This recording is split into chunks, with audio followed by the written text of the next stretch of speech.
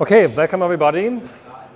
Big Data Engineering, IMDb Part 2 today. A little recap of what we did last week. So I motivated this lecture by showing you IMDb. Could have been any other web page handling data. Actually, it's hard to find web pages that don't, in some part, have to handle data. So we will be using IMDb. And the first thing we did, so to give you the big picture again, is to understand, okay, how do we model these data items, these information snippets that are returned, that you can show that you see on the web page. Yeah? And we learned a very powerful tool, and that's called entity relationship modeling. So that was the first thing we learned. We learned about two things last time, and yeah, it's a relatively easy graphical language consisting of entity types, here directors, movies, actors. Then there are relationship types, have and make, connecting entity types. So directors make movies. Then there are attributes, these ellipses here. Maybe I roll this back.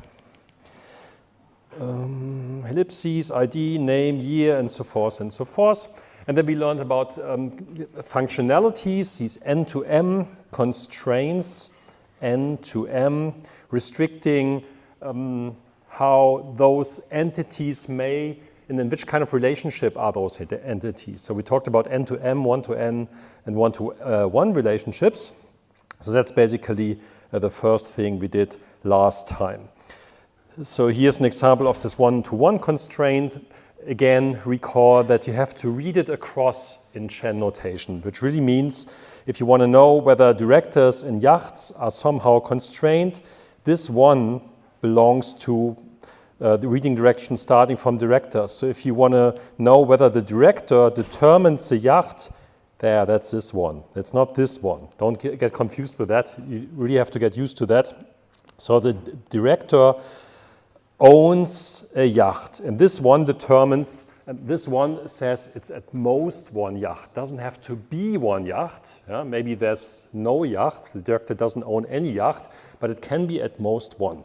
Yeah? And it's the other way around if you read from yachts. Is the yacht owned by a director? Well, you look at this one. That's just a cross reading. That's limiting the number of elements associated to other elements in entity relationship modeling. Yeah, that's an important thing you simply have to learn. That's a rule in reading. We looked about generalization. That's very similar to object-oriented modeling. Actually, if you eventually try to store objects in an object-oriented model, you often resort to modeling it in ER or relational model anyhow. So you end up with something very similar. And the ideas are very similar here. So you see directors are persons, which means directors inherits the same attributes as persons. So this entity type also has all of those attributes, first name, last name, and gender.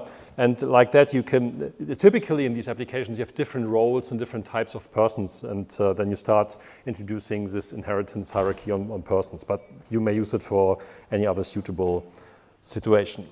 That's what we looked at in the first part, and the second part then was, okay, now we have this model, we translate it to a second language. Computer science is all about translating from one language to the other. Very often it's like that. So we did the same. We took this graphical model and translated it to the relational model. Relational model, where was that? Maybe I start recapping with the named relational model directly. Basically, it's a definition of attribute name domain pairs. Yeah? So for movies, you would define something like shown here. So the movie has an ID, it has a name, it has a year, and it has a rank. And you also now add domains. We didn't add those domains or types in entity relationship modeling because they were in the way. They didn't matter that much. But here we add them to constrain those attributes further. We make sure that the ID is an integer, not a string. We make sure that the name is a string and not just an integer, stuff like that. And that defines the schema of a relation. That's why it's called the relational schema or named relational schema. And for practical purposes, it's important to know, someone asked it last time, this is very close to what you're using in reality. It's what you're using in practice.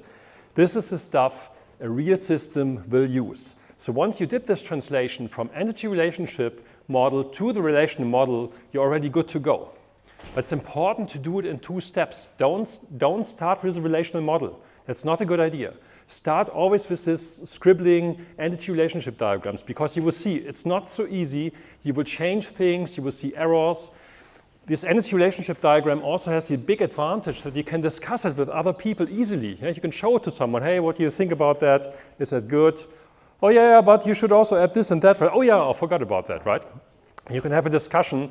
However, if you have tons of those definitions here, imagine dozens of those definitions, the relationships don't pop out that much, and maybe you overlook issues. So that's very important. That's the second language called relational schema, and that is relevant later on when we implement that. Okay, yeah, then we talked about the different rules, how to translate it. I'm not going to repeat that, except one, that is one-to-n relationship types. So in general, you translate one entity type to a relation, to a relational model, to a named relational schema.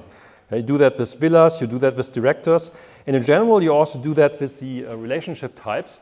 However, if there's a one, in the binary relationship type, if there's a one written here for villas, you can simplify. You don't have to create a named relational schema for live-in.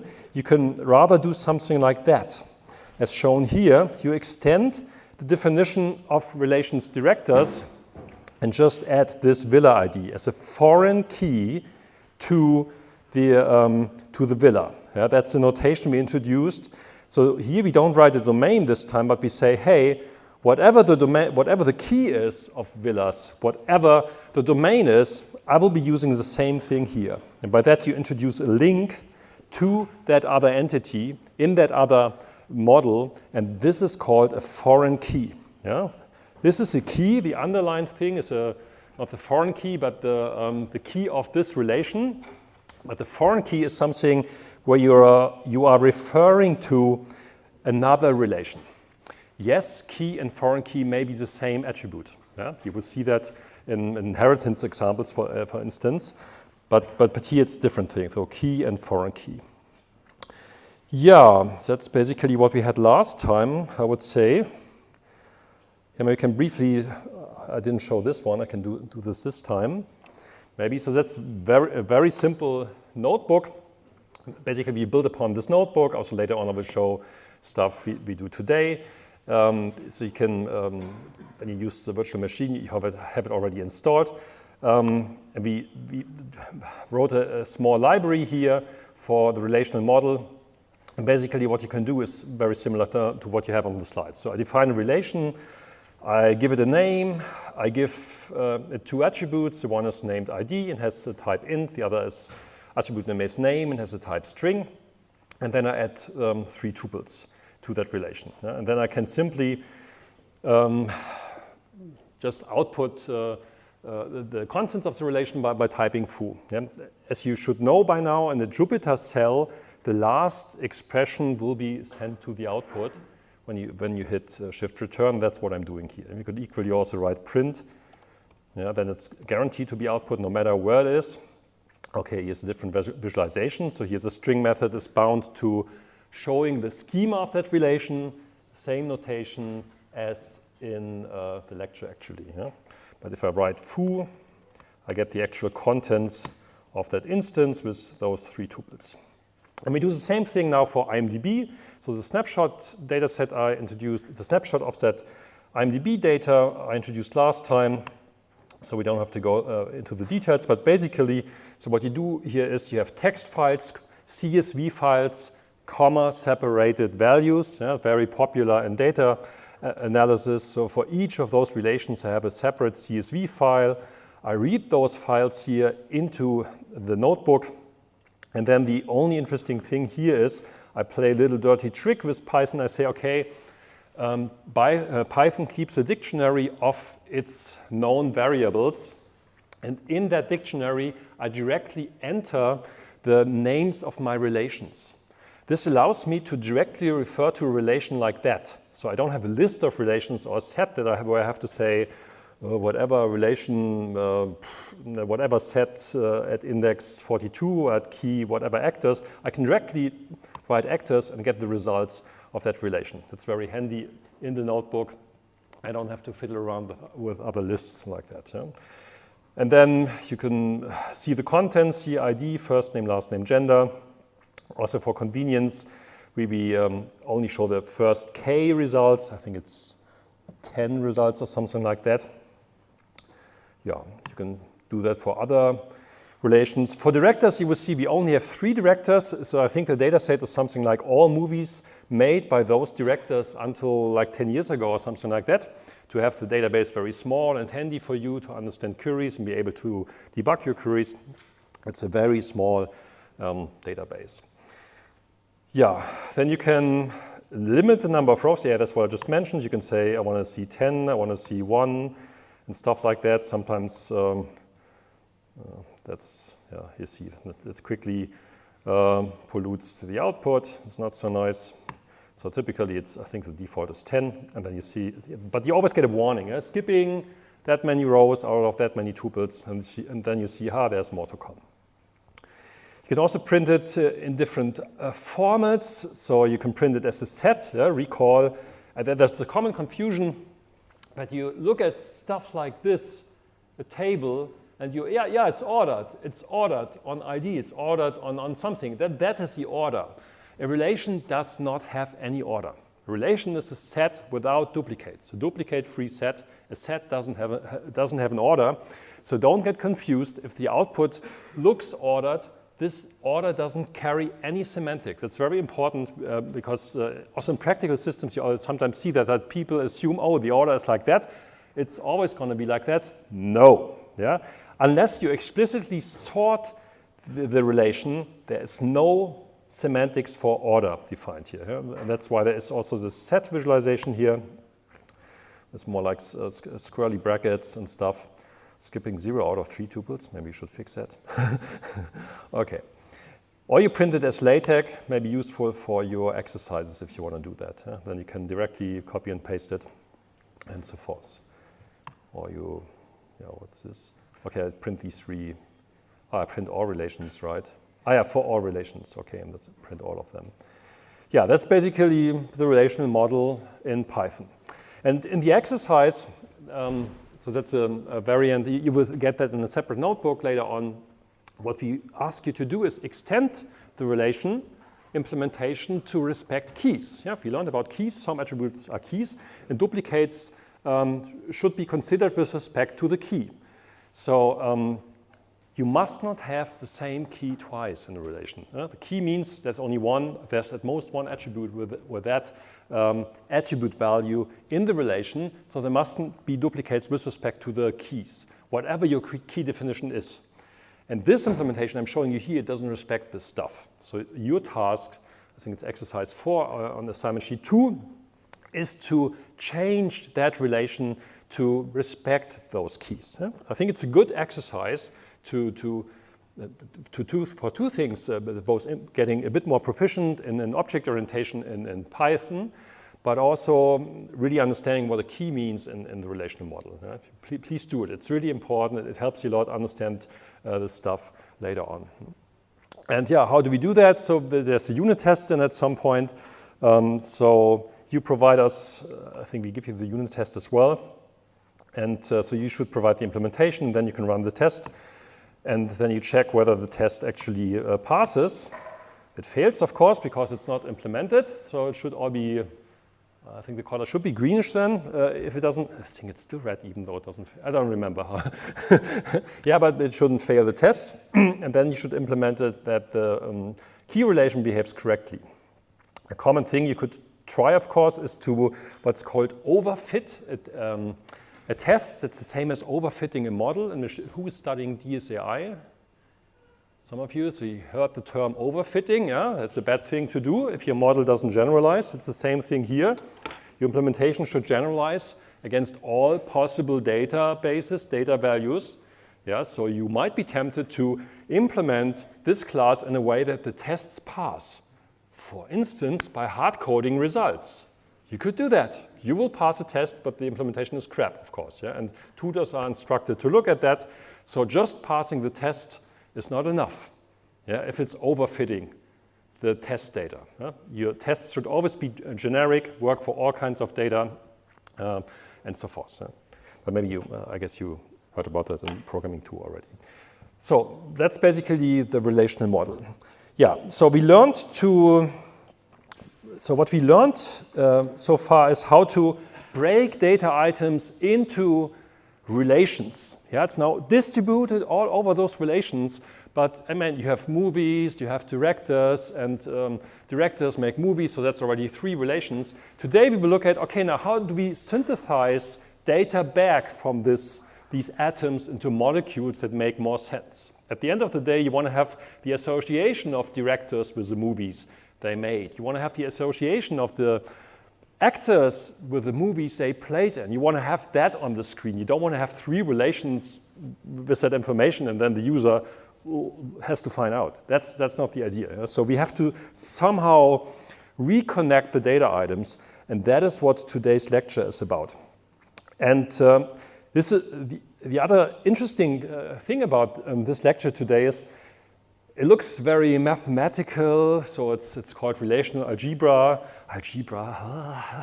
Yeah, doesn't sound so inviting, but the cool thing is it's totally used in systems. Whenever you are on a web page and you click somewhere down in the stack, the system is generating relational algebra. Yeah, so we'll get to that later on. In a couple of weeks, I will show that to you, where in the stack that happens. So it's an interesting thing in that sense. It's, on the one hand, it looks like a theoretical concept, but in fact, it's translated one-to-one into something practical that actually works very well. Yeah, like all systems, almost all systems I'm aware of, no, actually all, I would say, yeah, all is always difficult to say in science, but there's very few exceptions where systems don't use relational algebra. So we looked at those questions, how to model, how to link the stuff, and now the question is how do we query the data? And query the data, but by querying we mean, okay, like on Google you search something and you get an individual web page that has a keyword or is highly relevant. But here it's a bit more. It's not just finding the items, it's also connecting items, connecting the dots. So that's more than what you would do in a search engine. Okay. So that's the plan. So we look at relational algebra. Learning objectives, just for you as a summary. So what is this? So that's the modular query language for converting one or more input relations into one output relations. That's already, how should I start? So it's just too important to remember whatever we do, at the end of the day, there will be one output relation. So this is a language producing a relation. So far, we defined the relations ourselves by these named schema, relational schema definitions. This is a query, this is a function, if you want, that creates a relation, one output relation. It may have one or multiple input relations as input. It comes in different variants and dialects, but the core idea is always the same, so it's super universal. It can be extended in a zillion different ways, and there are many different implementations. So again, if you want to make the connection to big data as a buzzword, so when big data came along 10 years ago, people developed big data systems, and some got very famous, and one was Apache Spark. Not sure, did any of you already hear about Apache Spark? Not so much, why would you? But if you handle large data sets on large clusters, you probably at some point will consider using Apache Spark. And what is Apache Spark? It's mostly an implementation of relational algebra. Sorry, that's the gist of it, relational algebra. So you will see. Okay, also for the lecture, so in Apache Spark, that is used directly. There you can basically write relational algebra expressions, kind of, in your terminal. However, relational algebra is also used internally for what we call query optimization. We will have a block of 2 weeks on that, how that works. for the moment, just recall that, yeah, we use it there. We will use it heavily for practical query optimization, and it's super useful, and you can reason along relational algebra. Or you can use it directly. That's what I just said, yeah? In so-called data flow programs like in Apache Spark. Yeah? So this actually belongs to this dot. Yeah. Okay, so what is it? It's super easy. It just consists, relational algebra just consists of operators. An operator transforms one or two input relations into one output relation. So in theory, it could also be multiple, more than two input relations, but when this was invented in the 70s, people made the convention, oh no, let's make it two, that's fine. So these days we're dropping these conventions, but for the sake of this lecture, we will stick to that. Makes some certain situations easier. And this implies you only get operators in two flavors, in the unary flavor or the binary flavor. Unary meaning you get one input relation and you transform it to one output relation. Or you get two input relations and transform it to one output relation. Again, whatever you do, at the end of the day, there's only one output relation. Yeah. And this is then kind of important. It gets confused often. Again, maybe you recall physical data independence I told you about at the end of the lecture last week. Physical data independence saying, we really don't care how data is stored and how it is indexed and how to make it efficient for the moment. Yeah, we're database people, we care a lot about these things, but we try to separate the different dimensions. So one dimension is how to map it, and then the second dimension is how to store it. And the independence of the two dimensions is called physical data independence. And here it's the same thing. Here I'm saying what to compute on one dimension, and the other dimension is how do I compute it? And I strictly keep these two separate, which is super cool because I can reason for the moment on what I want to compute, what should my result look like. That is what relational algebra is about. And then in the second step, I can reason about how the heck do I implement this stuff. And you will see that for something you want to compute, what do you want to compute? There are typically many, many different hows, many options how to compute the same thing. And it's one of the strengths of database systems, actually. We will get to that. Just for the moment, don't worry about, hey, this is not efficient, oh, this is really, I wouldn't No, we're not computing anything.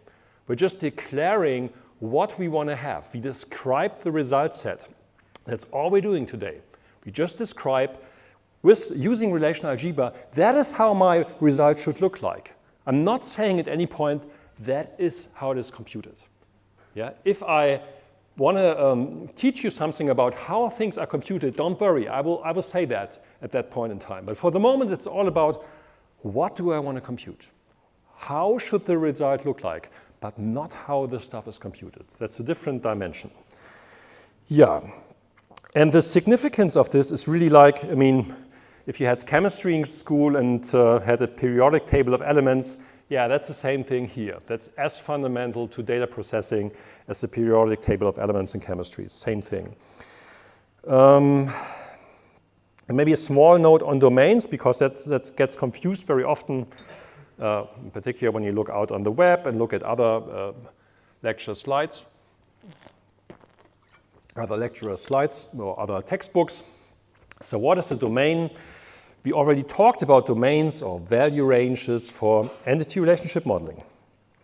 So the following applies. A domain is a set of atomic values. These values mustn't be structured, like further visible. Domains are not annotated as D, like integer, float, string, and etc.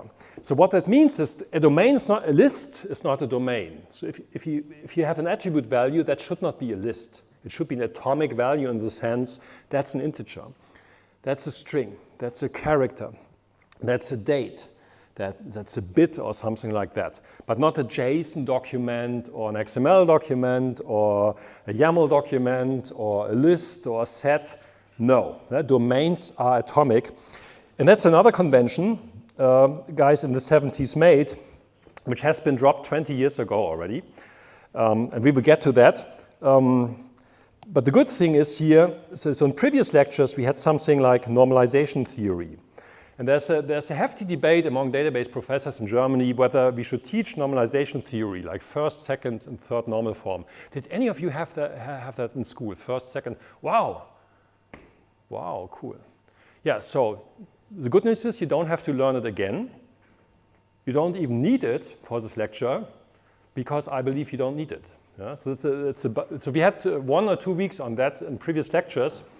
And the cool thing, and why am I convinced that you don't need that? It depends on what you do. Yeah? If you model a new problem and use entity relationship modeling and do it right, there will never ever be any problem where you need normalization theory for.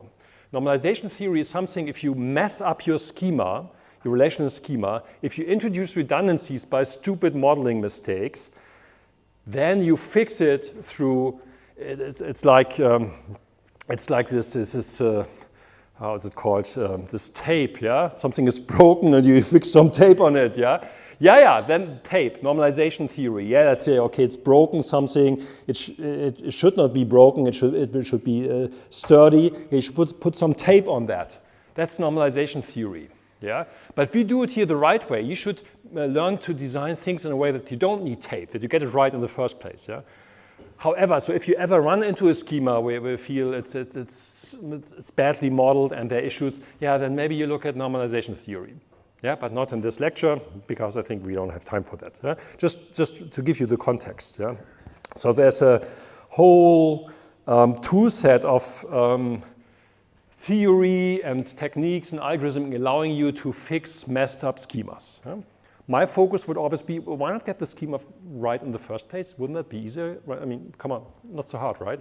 And even if you later on implement the schema in a relational model, and you want to extend it, you can still go back to your ER, fix bugs, and you won't have any issues with that. Yeah. Anyway, first normal form is dropped in any decent SQL system. We will get to that later on. Okay. So that's the periodic table of relational algebra operators. Don't worry, we don't look at all of them. So this is the core we will look at, basically. Yeah. So these are called the base operators or basic operators. Yeah, so here's the English translation. I also showed the German translation, so we'll go through them one by one. And then there's a couple of syntactic sugar or derived operators, the most important being the join operator. The join is the opposite of separating data into multiple relations. Yeah? Again, this example, directors make movies, yeah? 3 relations. So if you want to bring the data back together, you join them. You join them together. And that is what this operation is about, this bow tie symbol. That's the most important operation in the database system, the join symbol. All the others are fancy syntactic sugar. We don't have time for that here. Maybe it's one of the assignments we ask you to implement one, but maybe also, I'm not sure. Yeah? Not decided yet. More important is grouping. We will also get to those. Super useful for all kinds of analytics. And of course, these basic operators. Yeah? There are more. You can always extend relational algebra operators in a zillion different ways, but at the end of the day, it's just a handful of those operators. Yeah, and a note on this notation I'm using. So I am using the same notation as in the Kemper book. The Kemper is this German database book, Einführung in Datenbanksysteme. If you want to read about some of the material from this lecture explained by another professor, we also have it in our library. And to make your life easier, I'm using that notation. So you have the same notation. But it's a bit in the way sometimes because we had this split, I showed that last time, into the instance and the schema definition. So this is a schema definition here. How do I roll this back? So I have this. This is a schema definition, this attribute name, column, type. And this here is the instance. That's a subset of tuples. That's a set of tuples that's represented by that relation. And I will, in the following, often write R instead of bracket, squarely brackets R, because it's easier to read. So typically, it should be clear from the context what I'm talking about. Yeah? It makes the notation a little bit easier, but still allows me to stick to the Kemper notation. Okay, so how should we start? Maybe with a notebook. Okay, so here's a second notebook. That's Relational Algebra in Python. Again, I'm importing this library. I load the data sets. It's the same cell as I showed in the other notebook. And then I can print the different relations as here. And what I also will be using is a small library called GraphWiz. That's a command line program that I'm calling from Python. So if you want to run this notebook on a native installation without the virtual machine, you have to brew install GraphWiz on Mac or on other machines. I don't know what you have to do, but you have to install this command. Yeah? And then it's called from Python. And it allows you to visualize relational algebra as a tree. Yeah? So the tree here only contains one node. And this node is the relation, directors. Yeah? Directors containing all kinds of tuples. And now I will add relational algebra operators. One is a selection. Selection is a unary operator. It takes as input movies. Can you read that, by the way? Is the font okay? Back rows? Should I make it bigger? It's okay? Okay. So takes as an input the movies relation, adds the condition. So here the condition is saying, okay, only those tuples where the year is strictly greater 2000 should be returned, and returns a new relation, and that relation is assigned to the variable new movies. So if I do that, I will get this as a relational algebra expression. So relational algebra expressions always or often start with the Greek letter sigma in this case. And if I evaluate that, I get only those tuples from movies that fulfill this condition year greater 2000, as we can inspect here from the data. But the important thing for you is I can visualize that as a graph.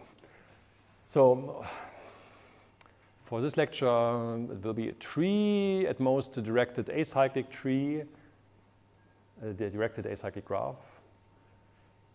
No, I think. In general, it can be a graph, of course, but that's a different story. So I think along the lines of a tree. Yeah? And the reading direction is always bottom up. So the data sits on the bottom, here the movies relation, this white bubble, and sends the data, in a way, to this other operator, this yellow operator, which is filtering on the tuples from movies. Yeah? That's my relational algebra expression visualized as a graph. Okay, so let's do some Greek lesson now, and let's look at how that is defined more formally. So here are certain operations I will be using to define relational algebra. I don't go through that now. I will go back to that once we need it. So. But let's first look at the selection. That's what I just did. That's a unary operation, and that's part of this basic operators, this set of basic operators. And what it does is it selects a subset of the input relation, R prime. Yeah? So whatever you return is either equal to the input or a proper subset, or can also be the empty set. That's fine, may happen. Huh? It requires a predicate that is well defined on the attributes of P. That's basically what this expression is saying. So if you write a condition on the tuples, I mean, it should make sense. Yeah? For instance, here you have a predicate saying ID smaller equal 2. Well, there should be an attribute named ID, otherwise this expression cannot be evaluated. That's all what this is saying, basically. And with that, you can then look at examples, like, let's look at the examples here. So we have one relation R1 with two tuples. The tuple just has one, the schema only has one attribute. Yeah? So that's why it looks like a scalar value. Those are two tuples here. One tuple, second tuple, this has three tuples, this relation. And then you can simply filter or select. Yeah? Give predicate saying everything where the ID is smaller or equal to, and if you then do a selection operator and use as input relation 1, well, the result is this. Yeah? And if you do it for relation 2, well, the result is this, because only this tuple qualifies. So you can make this decision whether a tuple qualifies on a per tuple basis. Each tuple you can inspect conceptually, individually, and then decide, yeah, that's part of the result, or that's not part of the result. That's the selection is doing. Filtering, I mean, it's a little bit like the grep command in Unix. It's doing very similar things. So here we have a couple of more examples. So if that is the input relation with the three directors, here I again select on the ID, or here I say stuff like the first name should be Stanley. Yeah, then it's only the Stanley Kubrick being returned here. Yeah? So far, so easy. Just filtering on tuples. Not connecting different relations. It's a uni operator, so it just operates on one relation. Yeah. Do we need that now? Yeah, that's more a formal definition of what we allow for in predicates, so-called atomic predicates. So you can always, of course, combine different predicates to have multiple conditions. But an atomic predicate basically is of the form either like this or like that. This means you have an input attribute of the relation here and another attribute name of a relation there. So you're comparing two attribute names of the input relation or relations. This is what we just had. There's an attribute name of the relation and the constant. Yeah, that's something like this here, down there, A equals 42. Yes, you want to have all the tuples from this input where the attribute value in attribute A equals 42. You will see that in the expressions. Of course, in computer science, you learn if it's 2 equals, that's a comparison. If it's 1 equals, yeah, that's an assignment. Yeah? So you must be careful in programming languages not to confuse the two. In relational algebra, we often only use one of those equal symbols because it's clear from the context that it cannot be an assignment. This is not the C programming language or something like that. I just wrote it out here for you to clarify this is really a comparison. Even if it's one equal symbol, we interpret it as two as a comparison. So these queries here are called point queries. Yeah, point query because we are interested in one specific point in that domain. Yeah? 42 is a point in the integer domain. That is why we are calling it a point query. In contrast to that, we also have range queries. Range queries saying, yeah, I want to have a range of values. Everything greater equal 42. That's a range of values. And that is why this is a range query. Of course, a range query could also be limited to both sides. It could be B greater equal 42 and B smaller equal 100 or something like that. Yeah, that would also be a range query. So this is a half-open condition, basically. Yeah. So what else can I say? Yeah, that's some details about these predicates. Then the next operator is a projection using the Greek letter pi. The projection operator reduces the schema of the input relation to a subschema of that schema and returns the projected tuples. And there here, maybe it's time to go back to our schema definitions we had here. So what is the subschema? That's the stuff here. So the schema of R subset equal the schema of S. It's equivalent to for all attributes in R, it holds that it is also part of S, but not necessarily the other way around. Yeah? So all of the attributes of R must be contained in S, but there may exist attributes in S that are not part of R. Yeah? It's a subschema. Only parts of the attributes are contained. That's all what this is saying. And the projection is doing exactly that. So it's defining, so if R is a schema of the input relation, the projection is not selecting on the tuples with respect to their data values. The projection is selecting on the columns to be returned, yeah, on the attributes to be returned. And the result is then basically you take each tuple from the input. That's what this expression is saying. So each small r element r, each tuple in the input relation r, oops, that's what I wanted to say. This one, for each tuple, you project it to the schema R prime, basically leave away the columns that are not specified. Yeah, and that's basically here then like a list comprehension. That's your set definition. That's what you return. Yeah? And you write it like pi, then the subschema definition, and then again it's a unary operator, just the input relation. And the result is called R prime. Yeah, what else can we say about that? Yeah, there's some pitfall with that, of course, as the relation is a set, it may happen with a projection that the number of tuples in the output is less than the number of tuples in the input, because the same two tuples or multiple tuples get projected to the same output tuple. And you see that in these examples here.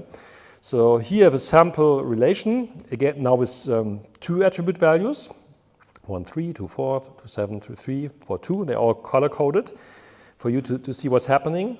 And then I create two subschemas, one on A and the other on B. Now, now I am projecting to A. Yeah? Project. Question? You have a question? Oh no, we were just talking if this is correlating to the select query. The select state. Yes, select and SQL, that's basically projection. That's the stupid naming convention. We will get to that later on. Don't let me go into detail. Yes, yes, that's the answer for you. For everybody else, forget what we just talked about. Okay. So the problem is selection and select. Yes, if you the selection is about the filter. So it's a selection operator which is filtering on tuples. What you're referring to is a select in SQL. It has nothing to do with this. This is a projection. Yeah, and it sounds the same, select and selection. Yeah? So let's drop everybody in the room. Let's forget about you ever heard about something like select. You heard about selection, filtering on tuples. You heard about projection, projecting out certain attributes. Okay? Right, so that's what the example I wanted to explain. So basically you have these inputs, now you project to a certain attribute, A. Let's say we have A and B as an input, now we project to A, and then we get these results. So 4 results rather than 5, because yeah, here they have a attribute value is 2, this is 2. So basically this 2 has 2 colors kind of, because you don't know. I mean where it stems from. I mean, there could be multiple tuples with a 2 in the A attribute value. Yeah. At the end of the day, you must not have duplicates because that's a set. Whatever you return is a set. So there may be less tuples. Yeah.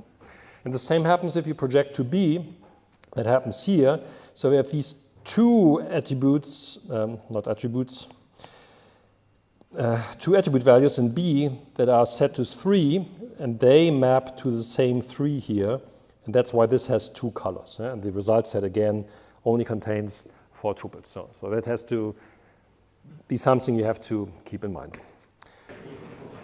So here's the example for of the projection in the notebook. So I can define it like that, projection.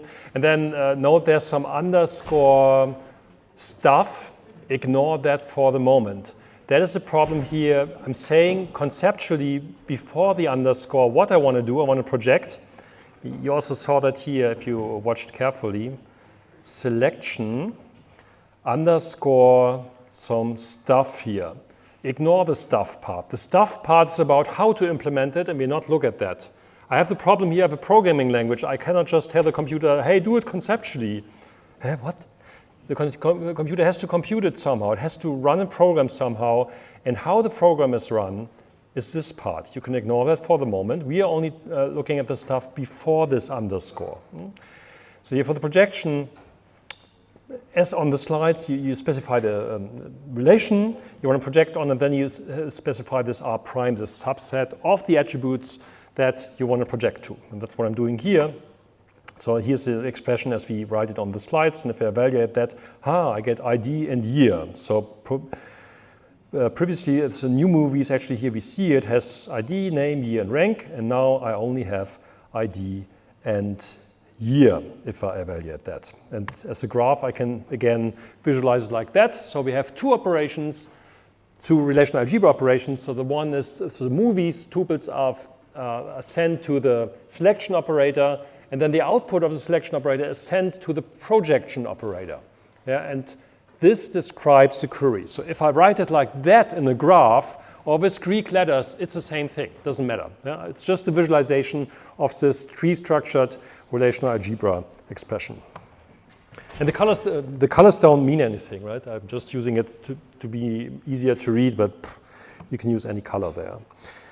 So, one thing, one term we use along those lines is the term cardinality of an operator. And for us, a cardinality is just the number of tuples being returned by an operator. And that makes a lot of sense in the context of the projection because, yeah, whether you project, for instance, to a certain subset of the schema or not makes a difference in the number of tuples, as you may lose some tuples due to duplicates. And you see it here, for instance, if you do a movie genres and count the number of tuples in that, that is defined by this symbol here. That is the cardinality operator we define. Yeah, this counts the number of tuples. This is 102. However, if you project movie genres to the attribute genre, to a single attribute, then the cardinality of that is 17, because there's only 17 distinct genres in that relation. So with that, it obviously holds that the number of tuples returned by a projection must always be smaller equal the number of tuples returned by the input relation. That's the same thing as shown in this example where we lost one of the tuples because there's a 2 here and there's a 2 there. Yeah? That can happen in general in projection. Next up is the union operator. Union operator is a binary operator combining two inputs relations, R1 and R2, in this example, to form a new relation R prime. It's important that the following precondition holds that says the schemas are the same. They have the same attributes, same attribute names typically. Later on in practice, we will see all kinds of variants of that. For certain situations, the attributes must also have the certain types, or the types might be mappable to each other, blah, blah, blah, blah. For the moment, let's assume it's the same number of attributes and the same names. Yeah? And if that is true, then you can run, then the union definition, the union operator is defined and can operate.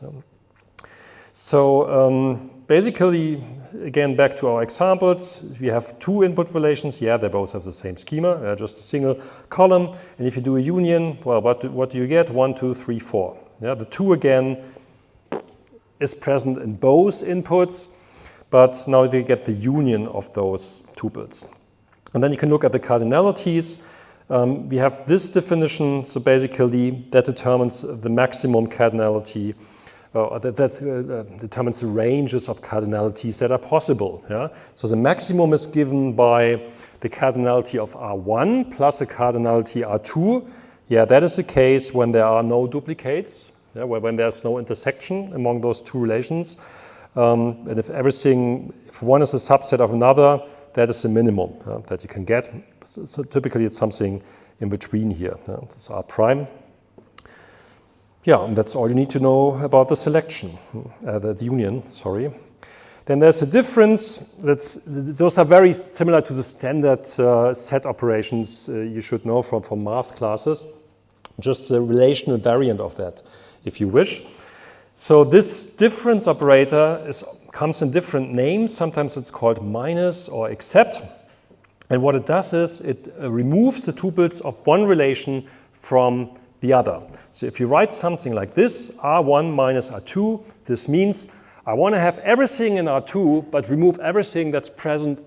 Sorry, I want to have everything in R1, but remove everything that's also present in R2. So everything that's in the intersection of the two is removed from R1, and that forms a new result, R prime. let's look at an example again. Important again is that the schemas are equivalent. And then if you do R1 minus R2, well, R1 has a 2. If you remove the 2, because it's also present here, you end up with 1. That's what you get here. If you do it the other way around, yeah, you do R2 and remove everything that's also present in R1. Yeah, that's this 2. Then you end up with 3 and 4. That's all you need to know about difference. So then there's a cross product, also called the Cartesian product or the cross join. And that's relatively important because it is kind of it leads to the join operation I talked about already, saying that it is super important. Basically what it does is it combines each input from one relation, each tuple from one relation with each tuple from the second relation. If you have 7 tuples in R1 and 6 tuples in R2, you will get 42 tuples in the result output. That is what this is doing. Yeah? So if you look at the example, so you have here 2 tuples, you have here 3 tuples, the output will contain 6 tuples. So each tuple in R1, yeah, 1 will be combined with a tuple 2 here. The output is 1, 2. So you also extend the schema here. You see the input schema of R1 is A, the input schema of R2 is B. Maybe make that bigger. It's a little bigger here. Yeah, this is A, this is B. The output schema is A, B in the cross product. And then you see the 1 here will be combined with 2, with 3, with 4. Those are those 3 tuples. And then you do the same for 2, will be combined with this 2, with this 3, with this 4. Those are these tuples. Yeah, so cardinality-wise, it's super easy.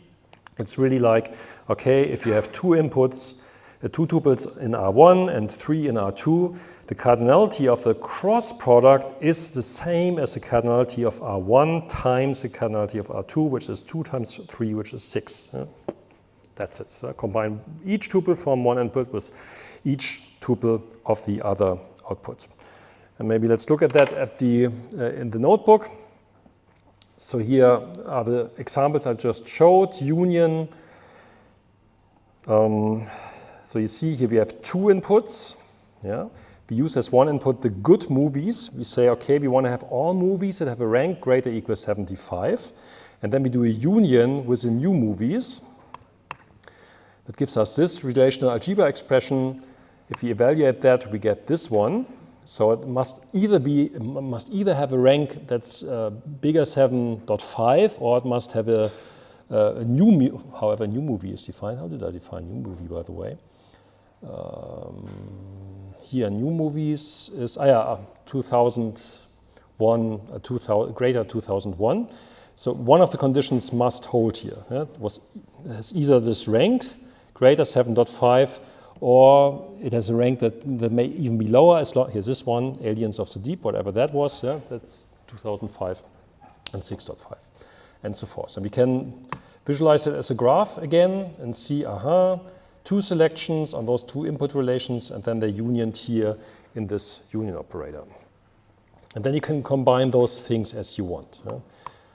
Here, for instance, of course, the union logically is the same as a disjunct, an or condition. So you can also think along the lines, so, okay, I show all movies where either the rank is greater equal 7.5 or the year is greater 2000. Here I wrote it with different operators. So I wrote 2 selection operators and then I union the result. Of course, I could also combine those 2 conditions into something like this. That's what I'm doing here. That's not an atomic predicate anymore. So I have 2 predicates combined in a conjunct, and that gives the same result, obviously.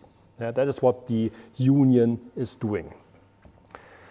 Difference, that's the second we just had here. Now I say, okay, I want to have the new movies, but remove the bad movies from that set. So in relational algebra, that's something like this. Okay, there was a selection, selecting everything greater 2000. That's the new movies. And I remove the bad movies, everything with a rank strictly smaller 7.5. That is the difference. And then if I evaluate that, I get something like that. So it must, the year must be greater 2000, and the rank must be strict 7.5 or greater. And that's what we see here in the result. Again, as a graph, it looks something like that. And of course, this is equivalent to a conjunct. Just combine the two predicates in a single expression. That's what I'm doing here. It gives the same result, hopefully. So that's the same thing done in one operator. So the question, should you prefer this one over the other? We will see there are good reasons for doing the one thing or doing the other thing. We will look at that later on. Logically, it doesn't make any sense. Again, we're not worrying about how to compute these things. It's just about declaring the result. And we're declaring the same result set here in relational algebra. Whether you use this expression or you use a more complex tree like that, it's the same thing. No difference. Yeah, Cartesian product, that's the stuff with combining one tuple with the other tuple. Basically, yeah, that's how we express it. Here, for convenience, we add brackets. It makes these expressions more readable. Strictly speaking, you wouldn't have to do that. You could also leave away the brackets, but our implementation does it here. So we have 3 tuples on the left. We have 35 tuples on the right. Yeah, so we have 35 tuples there and 3 tuples here. Of course, then we have the product of the two as the number of results and the cross products. That's a relatively long result, and that's blindly combining each tuple from the left with each tuple from the right. So why would that make sense for anyone who hasn't seen relational algebra yet? Why might I be interested in combining tuples from the left or from one relation with tuples from the other relation? Does anyone have an idea?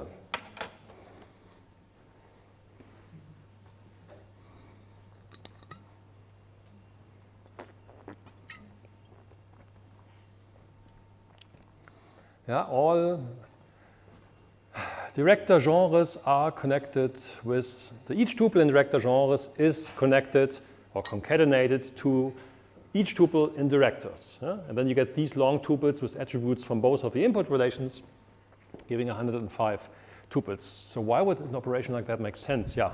Maybe it would be relevant when we, let's say, we want to keep everything on the left, but we are okay to drop something from the right. Mm-hmm. That's whether we will merge or join, like left, taking left to the right, we join the right, or the other way around, or we can also do the cross product when it's important for us to keep. Yeah, okay, bit more concrete. Maybe if you think along the lines of what we did last week. Last week we destroyed all the data that was combined. Yeah, like on a web page you have directors do these movies, actors play in movies. And last week we destroyed all of that. We cut it into pieces, into different relations. Yeah? But what are we doing here? We're doing, anyone has an idea? Yeah? We want to see all the different ways two things sort of fit together. Uh-huh. We want to sort of see like all the different genres a director has directed. And Yes. in a sense, that's why we do the cross product of this. And then that's why we also have these redundancies, because we have like one director doing multiple genres. So this is what basically seeing how they fit together. Right. So we want to see directors and the different genres that are represented by that director. But is that the thing you want to have already here, or is there something you should still do? I mean, someone else? It's over-approximating the actual result, because there's one condition missing. You want to filter out certain tuples that don't belong here. Yeah, think about the foreign keys I introduced. I said this tuple has a foreign key to the other tuple. So it's a 42 pointing to the other 42. So if I now applied another selection operator on that, making sure that those two IDs are the same, then I would have reconnected the tuples. Here I don't do that. I show all possible combinations, even the ones that don't make any sense. Yeah? That's over-approximating the result. Maybe you see it here. Glass switch again. For instance, this row, so here the ID is the same as a director underscore ID. Director ID is a foreign key to the director. Here it's equal. That's actually a piece of information represented in my relational model. Yeah? The genre, whatever, drama is associated with Stanley Kubrick. In the next line, I have this drama tuple combined with James Cameron. However, the ID is not the same. This is a different ID than that one. So that's actually not data that's present or was ever modeled in the database. That's something artificially generated by this Cartesian product. So what I want to do is I want to only have those tuples where those two IDs are the same. This ID must be equal to this ID. And that data I'm interested in is actually a subset of the Cartesian product. Yeah? Only those tuples where this condition holds. That's what I'm actually interested in. And that's where we get to now. Maybe we jump a little bit here.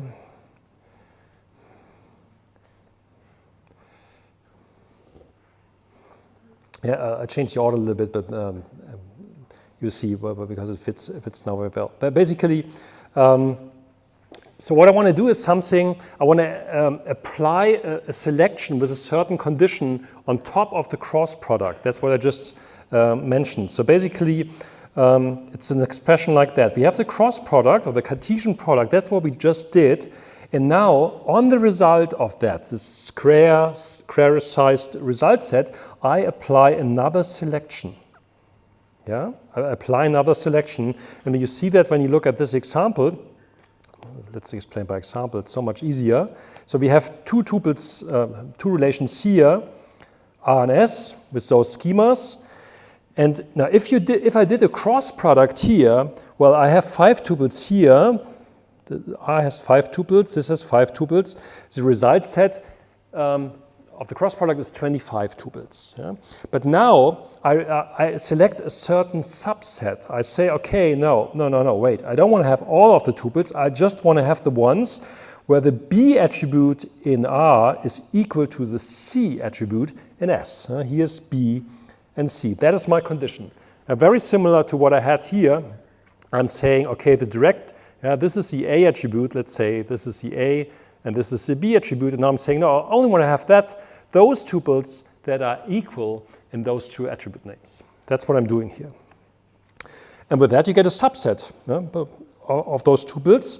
And you see here, this is this double underline here. Both are set to 1, both are set to 2, both are set to 2, both set to 2, and so forth and so forth. So what I'm doing is here, if you map that back to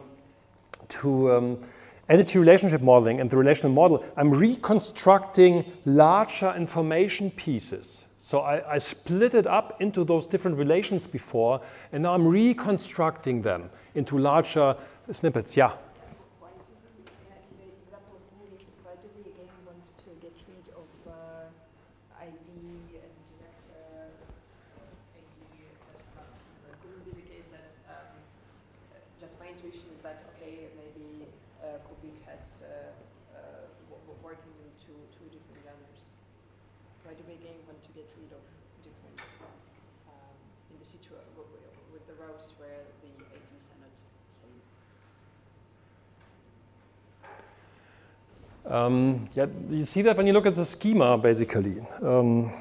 Maybe worse word. No, I'll do it here, maybe.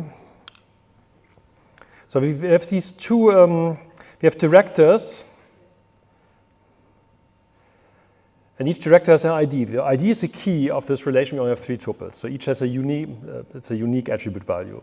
And then we have director ID, and this is a foreign key to this director ID. So basically, with that, you label the directors with their genre.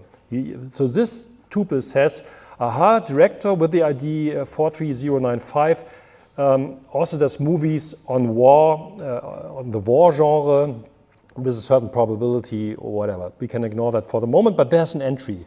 And this is a foreign key to this entry. Okay, and then if we take the cross product, we get those. If you take the cross product, you combine each and every. You would also combine this war entry, which actually refers to Quentin Tarantino here, but you would also combine it with James Cameron. All of a sudden, James Cameron would be making war movies. Not sure whether he ever did that. Yeah? So this is basically the inverse operation to what we did last week. Splitting it into pieces, now we're connecting it back. We're connecting the dots again across different relations. And that is what this, let's go back, what this join operation is about. So in this definition, you see this condition I write here, this B equals C, yeah, where both sides, where both sides refer to attributes from the input relations. Yeah, what is going on? Now, so where both sides refer to attribute names of the input relations. This very naturally maps to the idea to one maps to the left input and the other maps to the right input. Yeah, and one is a key in one relation and the other is a foreign key in another relation. And through equality, you reconnect the dots that are now distributed in two different relations into one single tuple where they belong. Yeah? Because that's what you want to have on the website. If you want to have the genres, for each director, you want to have the genres. Yeah, that's exactly the kind of query you would have to do. Yeah? Where am I? So do the cross product, but then filter out, let's only use those tuples where the director ID equals ID. And what this join operation does is it combines it into a single operation. So with the join operation, what you're doing is two operations, you get two operations for the price of one. You get the cross product and then filtered by such a condition you can arbitrarily specify. That is what we call a theta join. So the conditions are very similar to other operations in the sense that you should have two input schemas, that the input schemas should be disjoint. That's important, otherwise it may get confusing if the same attribute name occurs in one. So if both input schemas have an A, for instance, then you can rename that attribute first and then join. And then the output schema is a concatenated schema. So that is what this symbol is about. So basically you take all the attributes from R1 and the attributes from R2 and form that into a new concatenated schema. That is what you're doing. The predicate you're specifying is, it's a predicate, so it returns a Boolean value. And the predicate operates on one tuple from the left and one tuple from the right. So whenever you feed in a combination of tuples from left to right, the predicate will say you, yeah, that's okay, that's part of the result, or no, it's not part of the result. So in this example, the predicate is saying, okay, those two so if you feed in any tuple from R and any tuple from S, it will look at R.B and S.C and check whether those attribute values are the same, and only if they are equal, if they're the same, it will return true. And like that, you get these kind of results. Yeah? So for IMDb, here's another example. Yeah? Directors, so you often see these conditions here in those joins. Yeah? Directors has an ID, and movies directors. So movies directors is that intermediate table connecting directors with movies, if you remember from last time. Yeah? There's directors, movies, and movies directors connecting the two somehow, yeah? Making the mapping from which director did which movie. So basically this table here has those attributes. Yeah? And now I'm doing the join. I'm saying, okay, yeah, I want to have those tuples where the ID of the director is equal to the director underscore ID in this movies directors. And you see it here, it's always the same, right? And with that, you get some new piece of information. You get the information that Stanley Kubrick did a couple of movies actually. Yeah, so all of those movies were done by Stanley Kubrick. And you also see this effect that data gets duplicated. Yeah? So the first name all of a sudden appears multiple times. Same for all other attribute values of the directors relation. Yeah? But you're rejoining data. You're reconnecting the dots again of stuff that was distributed across different relations. That's the inverse operation to data modeling, if you wish.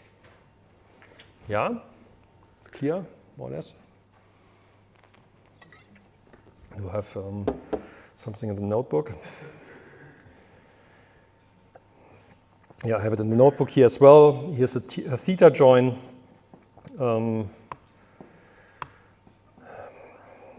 That's basically what I just explained here.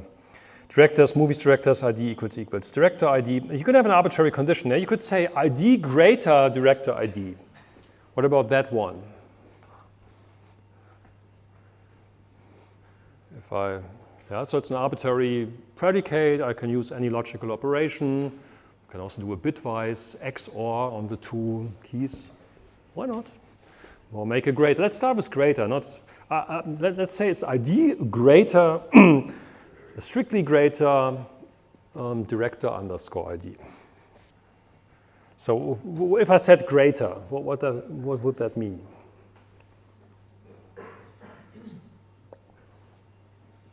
Yeah.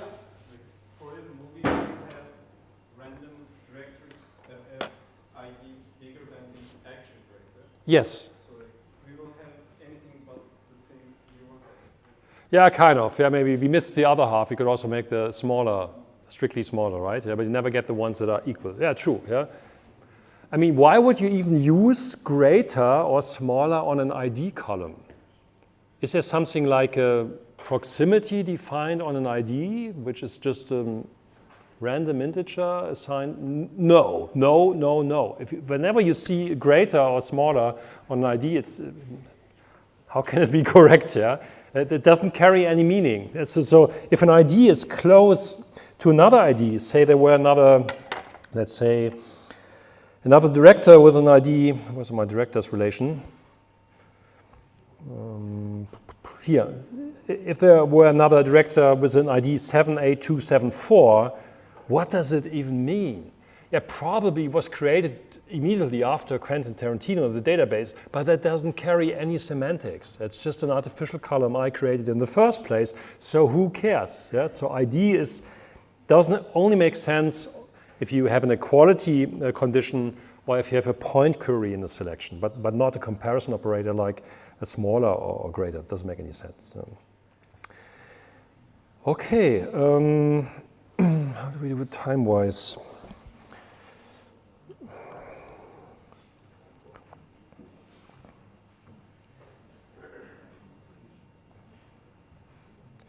Yeah, I also want to spend some time on the extension. I think I don't have to go through all of these operators. They're so natural, and maybe we do that in the notebook briefly. So there's renaming. You can rename relations. You can rename attributes. Might be an important precondition to be able to do a join, of course. Yeah. So the schemas have to be disjoint. There's an intersection operator. Yeah. What does it do? There's an intersection of the two input sets. Yeah.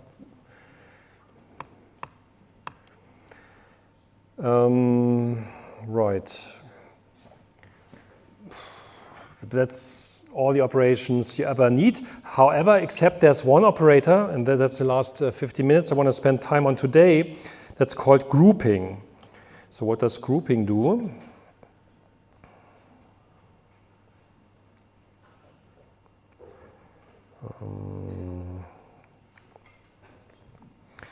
So grouping is a unary operator. It partitions the input relation R based on a subset of R's attributes using horizontal partitioning. So basically, whatever is contained in the input is now put into disjoint sets.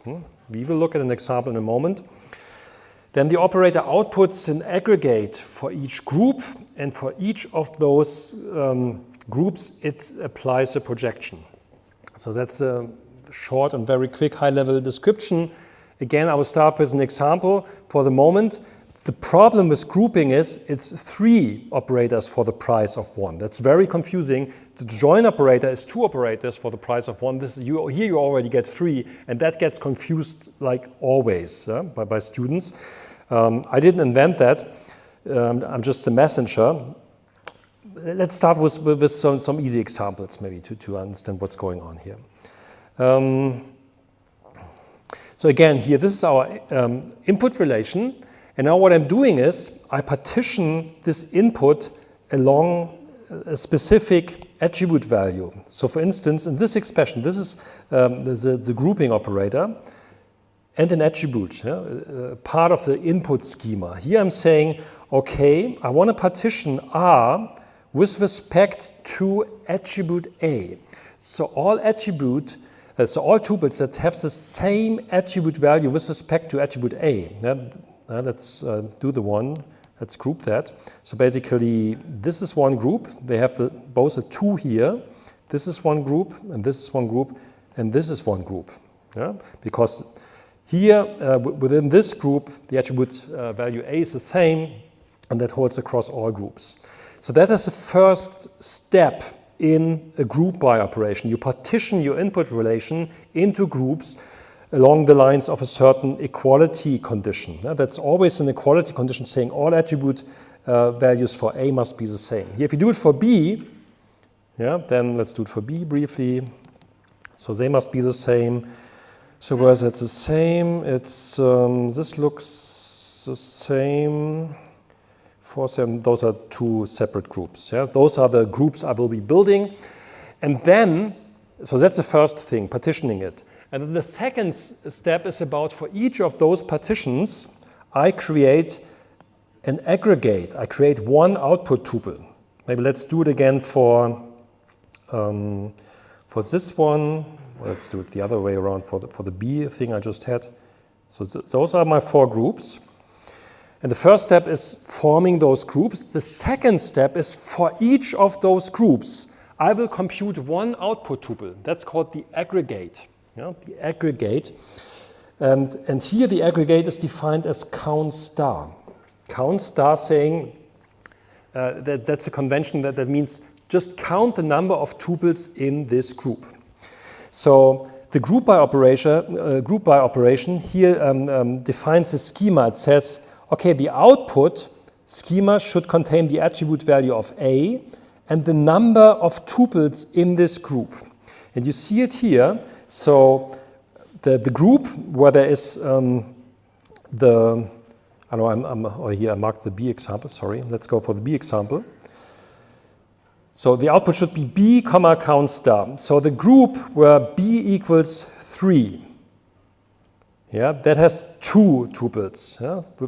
The group where B equals 4 has 1 tuple and all the others only have 1 tuple. That's basically the output here. The value of the attribute B, and that is the count, the number of tuples in that group. So this is 3 things at the same time. The first is partitioning, that's happening here. The second is aggregating, counting the number of tuples. And the third, that's the second. And the third is the schema definition here, this B, count star, what you're seeing here. That is the third thing that's actually projecting to a certain schema in the output. So this is doing 3 things at the same time. Let's look at examples from IMDb. So if we do something like that, for instance, on the actors, we could do a count and say, okay, I group by gender. So I partition the input relation into 2 sets by gender. It's only 2. Of course, in a modern database, it should be more options. Here it's only 2. But this is based on the data we have. And there we only had these 2 different values in gender. So that's how it is for this data. For each of those groups, we count the number of tuples, and then we get that result. And like that, we get the counts for who identifies as a woman or man. That's basically an analytical query we're doing here. Or something similar here. Here you first join movies directors with directors. Then you group by first name, last name. That is the output and the count star. This is the number of movies for each of the directors. Nicely written along with the name. So giving you the count of movies for each of those directors.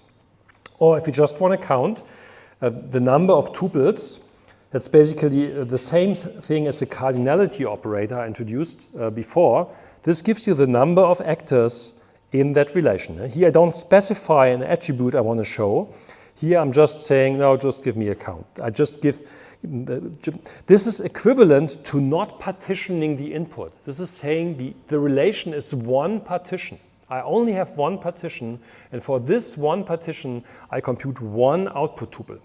That is what I'm doing here. Yeah? That's why there's only one output tuple. So the number of partitions defines the number of output tuples. Yeah? That you can read it directly here from the expression. So the data, or the different data values present in your data define the number of partitions and hence the number of attribute values.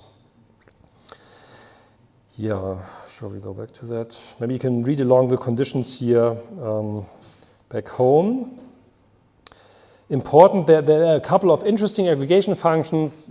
I mean, it's natural, like total sales of a company, stuff like that, total of number of points you achieved in your studies. Yeah, that's something like that. Yeah, that is how the number of credit points you achieved are computed, hopefully in our lecture system, or the average with respect to certain absolute minimum. Minimum is also an aggregation function. Yeah? The smallest value in a specific column, the biggest value in a specific column, or the count star, the number of tuples in a specific input.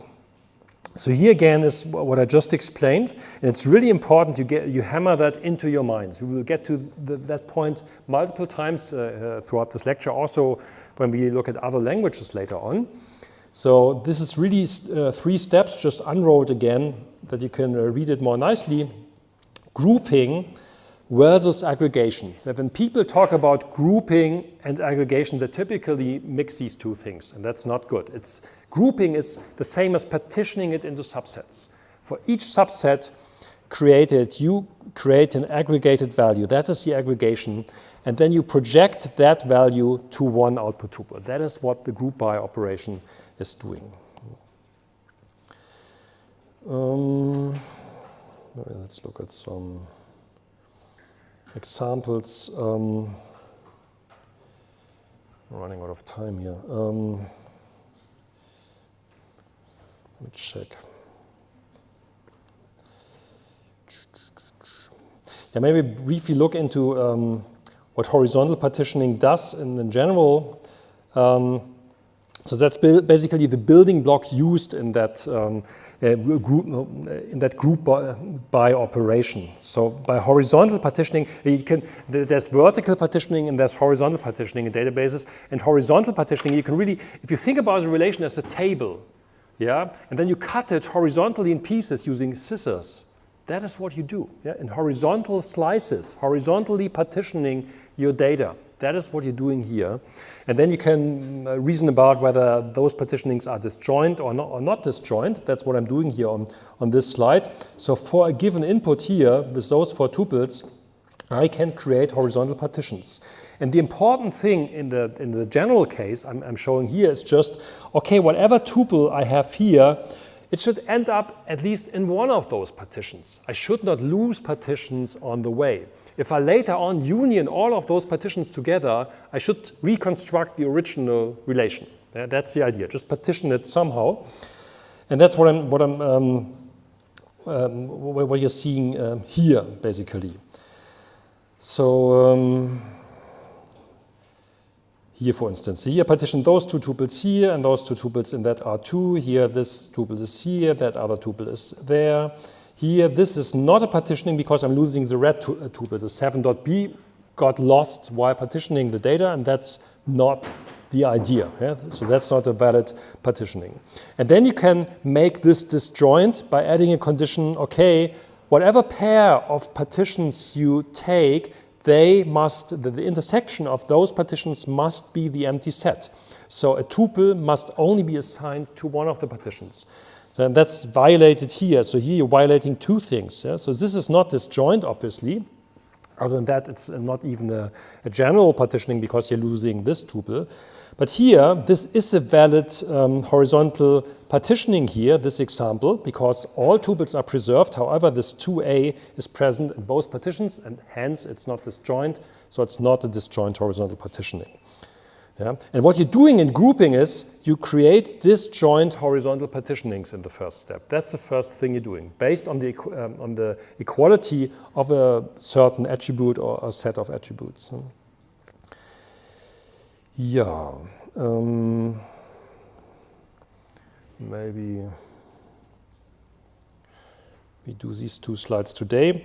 Just for completeness, and then next time we then look at co-grouping. So a partitioning function comes in very natural, and the group by operation uses these partitioning functions, or a fixed partitioning function. So if you have a set like this, you can always, a relation like this. The question is, how do you partition that? And that's best done by a function. So here I'm defining a partitioning function that takes as an input a tuple and then returns an arbitrary domain. Here, that's basically the signature of the function. So here the function is defined as whatever the attribute value of A is, modulo 2. So division by 2 and whatever remains, that is the result. So if you input this tuple, you get 0. So for every even tuple, you get a 0. For every odd tuple, you get a 1.